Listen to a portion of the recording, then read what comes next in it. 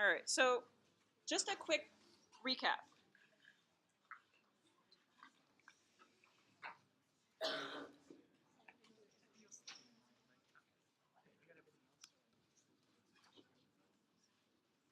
We've been looking at, just to kind of go over what we've been looking at and where we're headed. We've been looking at rate functions. And from those rate functions, this is kind of our process we've been doing. We create a more usable version of a rate function, something where we use a constant rate for a little while, because we know how to deal with constant rates. At least I hope we know how to deal with constant rates a little bit. And when we're doing them by hand, we pick relatively large approximate rates, or relatively large intervals under which to use each of these rates as an approximation. So in this picture right here, I have it set at 0.4. I could make it smaller and make something that's less bad as an approximation. But the purpose of making this approximation was so that we could make an approximate accumulation function that goes with it. And when we have these constant rates, our accumulation function that we generate from that as an approximate how much of something do we have. In this case, the context is we're unloading sand onto a scale. Here's the rate of change in hundreds of pounds per second. Rate of change of the weight of the sand on the scale, or whatever, in hundreds of pounds per second. And when we figure out how much sand there is that's been added to the scale at any point in time after this time zero, where we were starting from, we get this kind of jagged accumulation because it's by section, one rate for a little while, one constant rate that we use for a while. So we get straight line segments that are hooked end to end to end. So the thing is, there's this idea that if I were to make a better approximation, which is tedious if you're doing it by hand, but not really difficult if you're a computer, I could make smaller segments here. Like I said, instead of 0.4 for this delta x, maybe closer to like 0.2. It's about as close as I can get this right now. Which, if you look at what happens to this a function, it's still generally the same shape. Goes up first quickly and then more slowly, like we'd expect from looking at a rate like this. We've got small positive rates, then larger positive rates, then small positive rates again. So it goes upward. Again, slow amount of accumulated sand. Weight is, relatively not a lot at first, but it grows rapidly after about a half a second, and then it kind of tops out in terms of how much there is there. So not adding a whole bunch more. By the time we're at 1.5 seconds here, it kind of slows down how much more is being added.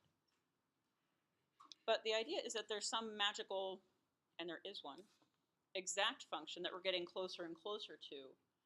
So an exact accumulation that if we were to make more smaller approximations or use smaller intervals, smaller delta x's, that we could eventually get to something that's not jagged maybe, but that matches up with what's happening in reality, because we're just making an approximation. But let me show you what happens here. So with our delta x is 0.4, our really poor approximation, you can see it. This is an exact function. Calculus rules help us get there, but we're almost there. It's actually our approximation. We know it looks like an extreme underestimate, but looking at this result on the right, it's really not that bad, all things considered. Those graphs are fairly close. They're definitely kind of the same shape. One's just more jagged than the other, has corners. And this is with this worst version of the approximation that I showed. This delta x is 0.4 seconds. So if I make this closer to 0.2, half of that, you can see it's extremely close. It hardly looks jagged at all, and it's still not a very good approximation. Now, how good is good enough is kind of up to like how small is small enough. It kind of depends on how much accuracy you need. If you're not really concerned about exactly how much sand is on the scale with any more accuracy than this. This is in hundreds of pounds, so when I'm looking at this, let's see, right here, the graph on the left, right now it seems to have a value a little bit over 4, meaning 400 pounds per second. And at this point in time, over here, just looking at where the y values are, this is between 2 and 3. Maybe around, whereas the actual value is closer to 3 at this point in time, meaning This says there's about 200 pounds of sand on the scale, maybe 250, and in reality it's closer to 300. You might be concerned about a little bit more accuracy than that in terms of measuring stuff. So if I make, here, let me drag this over so you've got more of this happening at once. If I were to make my delta x intervals smaller, closer to 0.1, you can see this gets extremely close, and the difference here is now probably within 10 pounds. Or if I make it even smaller, let's see if I can do this. Oh, not that. If I make this even smaller, it closer and closer and closer. So these little blue lines here, this would be really, really tedious to do by hand. Computers don't really care. They can do, millions and millions and millions of operations at a time. So they don't really care if you give them more or less of this level of difficulty. So we can get this really good approximation by going down to this, let's see, this is 0.06, the smallest one I have on here. On the left, you can see, I took away the red line because otherwise there's no way you can see the line and the dots at the same time. It's not really dots, they're really tiny horizontal dashes, if I were to zoom into this, but this is at a delta x level, or well, dx level of 0.005, 5/1000ths of a second at a time, re-estimating the rate and using it for 5/1000ths of a second at a time. And you, on the graph at the right, there's no appreciable difference between the approximation that's generated from that and what is this magical theoretical thing that exists so far, this exact amount of accumulation by any point in time. So this accumulated weight of sand on the scale, this curve that was there in black, now the other curve is right on top of it. You can't even see the difference. So there are two things there. It's just that when you make delta x small enough, there's hardly time for the actual rate to have changed during that interval away from this constant rate you're using. Or this is the idea of, if I pick a small enough moment, then I have an essentially constant rate over that interval. With the ones big enough to look at and use for manual computation, you're going to have to be able to see that there's some difference there. You're going to be drawing horizontal line segments. But the idea is that even at that level, it's not a horrible estimation. It's not extremely far off in terms of what's actually going on. So you can get a rough estimate of something by doing some of these numerical computations. But if you know how to set up the system of numerical computations that have to be done more generally speaking, then we can use something like GC or a computer program to say, okay, now do this instead of with delta x is 0.4, which I could do in a few minutes. Well, now do it with delta x equals 0.005, which would take a person all day if you're really fast and going from 0 to 1 point, and it would be extremely tedious. But if you can set up the general pattern of what has to happen to move from one interval to the next, and append all these amounts of accumulation one to the next, then you can get something extremely accurate. If you can express it so that it's computable, not necessarily in a reasonable amount of time by a person, but it can be done very easily by a computer. And if you can figure out how to describe that computation, you can set up a computer to do that numerical computation. And on top of all of that, what if you don't actually want a numerical amount? You just want to describe what this exact function a, I'll call it a sub f or something, the exact accumulation function, if I want to describe it in terms of x, not a numerical value at any point. That's something that we're going to be able to do. It's going to take us a little bit of work. It'll be after our next test, figure out exactly how to write all of these things precisely, but we can express them in forms that are descriptive, that tell us what's going on, even if we can't do numerical computations with it easily.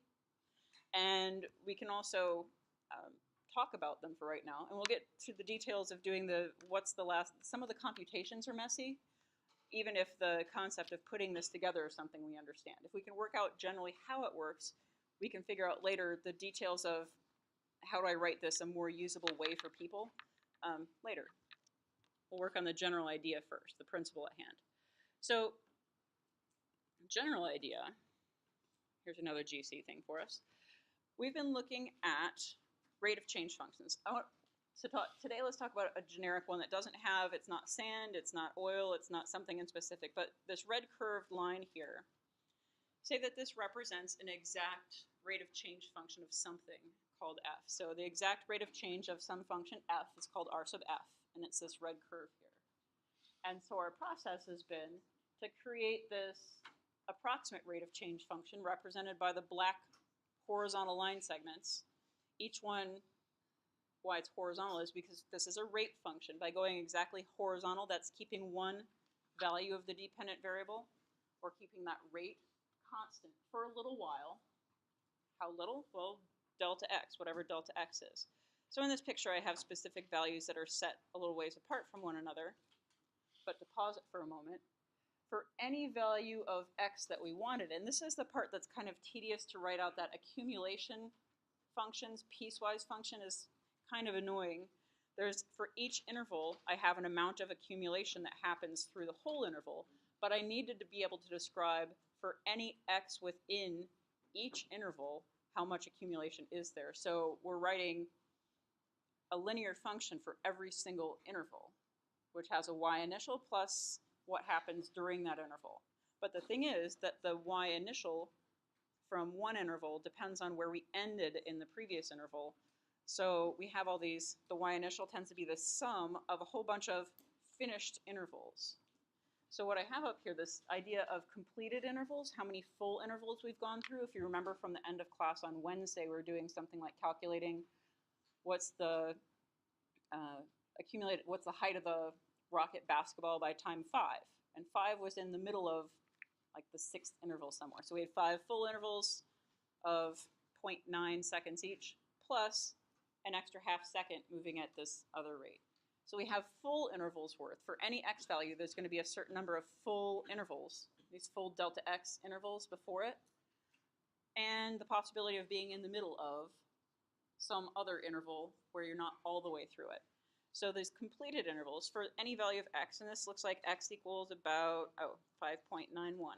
So right now x equals 5.91, and I can see in this, you can see these red dots. Those red dots are to make it countable once we're past there, the beginning and end of each interval. Now this, in particular, didn't start at x equals 0. We started at just generic parameter value a, which seems to be somewhere between 0 and 1. Maybe it's at a half, maybe it's something else. But if I start measuring accumulation at whatever time, a, any time, I'll call it a for any time, then I can measure intervals that start at a and go forward by delta x at a time.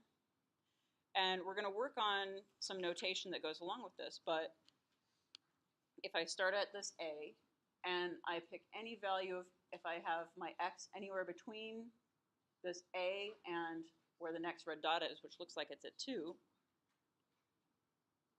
Actually, I don't think I can move this animation back that far. There's too many things for me to let x go that small.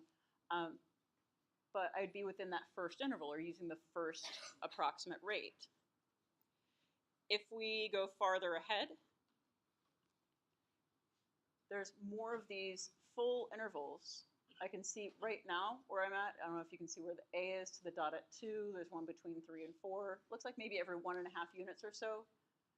So delta x is somewhere around 1.5. Here's 1 full interval, 2 full intervals, 3 full intervals, 4 full intervals that are with delta x. And then I'm somewhere in the middle of this interval. This dx I could calculate by doing 7.64 minus whatever this red dot is at. Looks like 6.5. But this length that I've been using my x into the current interval is at a different rate than what was in the previous. Each interval has its own rate. All these earlier full intervals we use for delta x, the same amount of time. And later on, we have this current interval, which we use for, well, it depends on where x is, a different amount of time. But for x's that vary only within this range, like 6.5 through 8, I'm just using the same last approximate rate for different amounts of time. And then once I pass 8 here, that previously, that was a current interval. Now it's another full interval, a complete interval. And I'm using a new rate. So as this goes on, the whole process is, if I want to measure accumulation, the larger x gets, the more full intervals I have. But I've only ever got this one that I'm possibly in the middle of. All the rest of the intervals would be whatever constant rate I use to approximate change in that interval times delta x. That's how much accumulates during that full interval. So if I've got large values of x, I've got a lot of easy computations and then just this one that is possibly more challenging. If I have a smaller value of x, I've got fewer complete intervals, but then I still have this one where I have to think about how long is this that has its own length that I use the rate for that's not the full delta x. So what happens is as x gets larger, I'm adding together a bunch of things as we saw last time. I think it was in blue on the slide. A bunch of things that are all, it's all numbers, first of all. A rate times delta x here, a rate times delta x for the second interval, a rate times delta x for the third interval, and so on and so on. We add those all together. And so the key that's going to help us put all of this together is to use sum notation instead of writing out one term, another term, another term, another term. Since all of the terms that we're adding together are old rates, rates from earlier on before x, where x is, times a length, they're all kind of like mdx, only each one is a rate that we use for the same length of time, the full interval that we decided on, the full parameter delta x. So we're going to need some sums quickly before the end of class here. I just want to talk about sums, not that. This. If you've had recitation already, I think everybody's seen this in recitation by now? Friday, Monday, and Wednesday? Yeah. So if you see something like this, again, what this means, I can read this as the sum from n equals 0 to 4 of the terms of the series 5n plus 6. So how many things am I adding together here? Or how many terms am I adding together here? How many different terms are there for the sum? 0 through 4 is how many things? 5. Okay. So to get these terms, what I do is substitute in the numbers 0 through 4 into that expression and evaluate. So if I substitute in 0, I get 6. If I substitute in 1, I get 5 plus 6. And so forth. So this is telling me to do 6 plus 11 plus, and it keeps going up by 5s because this is a linear function. 16, 21, 26. And that's what it's telling us to do. Whatever this equals, it equals. Let's see, 20, 30, 32 times 2.5, 64, 80, I think. In any case, whatever that adds to, it adds to. But what I wanted to point out, a couple things.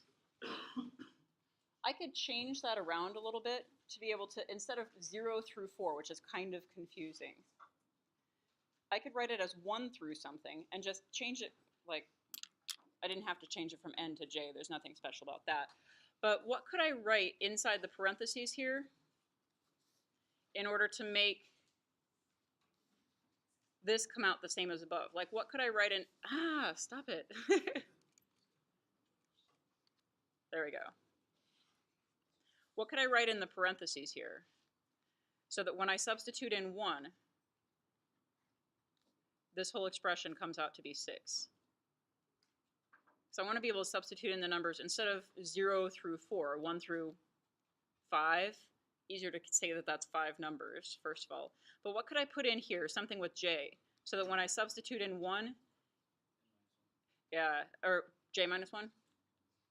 Yeah, if I put j minus 1 in there, if I substitute in 1, I get 5 times 0 plus 6. If I substitute in j equals 2, I get this term, 5 times 1 plus 6. If I substitute in 3, I get the third term from up above, 5 times 2 plus 6. But this way, when I substitute in 1, I get the first term, like right here. So this is, I can switch these around. It's kind of handy to not start at 0, so that I can say I'm substituting in 1, I'm getting my first result, as opposed to I'm substituting in 0 to get a first result.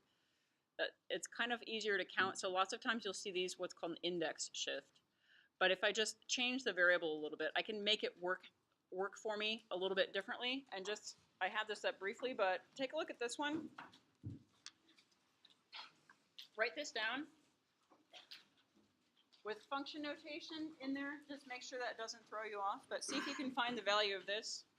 3f of 1 plus 2k, where k goes from 1 to 3. That sum. So take a look at that. I'll make sure you got the right answer on Monday.